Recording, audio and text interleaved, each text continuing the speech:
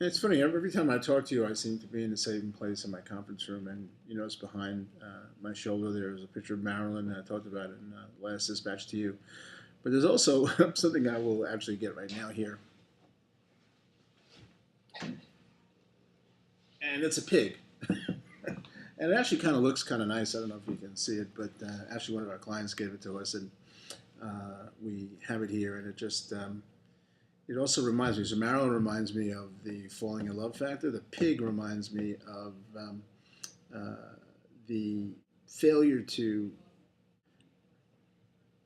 prevent your business from falling into a rut. And the way to get rid of the pig. So when you all of us our businesses sometimes look like this, they oink because they're not good, and clients complain, and we feel in our gut that something isn't right. But the only way to do that is not to do anything to the pig, because the pig's really a pretty nice person. Look at him; he's very nice. Doesn't say anything. Doesn't ask for anything. He just looks nice. But what we need to do is something that most of you probably never thought of before, which is declare war on yourself. Before you declare war on your people who may work for you, you have to declare war on yourself and say, what I mean by that is constructive war. Anybody can take out a hammer and beat something to a pulp. But declare war means recognize. You have to recognize every single person who's listening to me now is doing some things that are lazy, complacent, wrong, inappropriate, not creative enough, cookie cutter. Every single person, including me.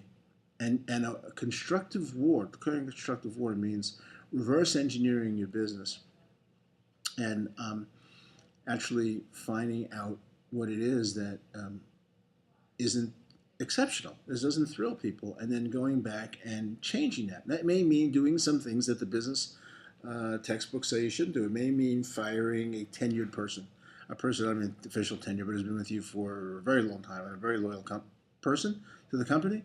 But they may suck at their jobs, and their clients may not like them, and they may not be doing, and you may have talked to them 20 times. Well, that's ridiculous. So you may have to declare war and have a bad day. I call it a bad day because you have to terminate somebody that's been loyal to you for a long time. And I'm not in favor of going around firing people. But if they don't got the message after all that time, they're diminishing your company, and that's declaring war. If you've promised yourself for many years, and I see this all the time with my clients, particularly even senior management of large and small companies, they say, well, I'm going to get to this thing. I'm going to write a book. I'm going to write a book. I'm going to write a book about our company and our business. It's going to transform everything. And I say, great, that's a great idea. Do you want to help on it? No, I'm going to start it, and then you can help me finish it. And I say, okay, that sounds great. Why don't you send me the first 10 pages, and I'll just make sure that you're on the right direction, because I published over 20 books, and I understand the process of what I have some real loser books too, though. But I do understand the process, for the most part, of how to make a book successful. So what happens, however, is I never get to 10 pages. I never get a page. I never get a title. I never get a word, because they don't do it, because they haven't declared war on themselves, because they wake up on Saturday morning when they have free time to work on the book, and there's golf or skiing or tennis or reading or relaxing or sitting in a hammock and writing a book. So they never get to write the book. So that means you have to declare your war on yourself and say, damn it, this weekend I'm starting the book. I'm sending Mark or myself the first 5, 10 pages. I'm titling it. I'm getting into it. I'm going to do it. Those things you have in the back of your mind that you knew you had to do that you haven't done. And then you can also and should do that to your people on your team who report to you. What they said they do and have not done, you want it done, and you want it done in a better and more thrilling and abundant way than you asked for it. That's how you have a great company. And we'll talk more about that at our upcoming webinar.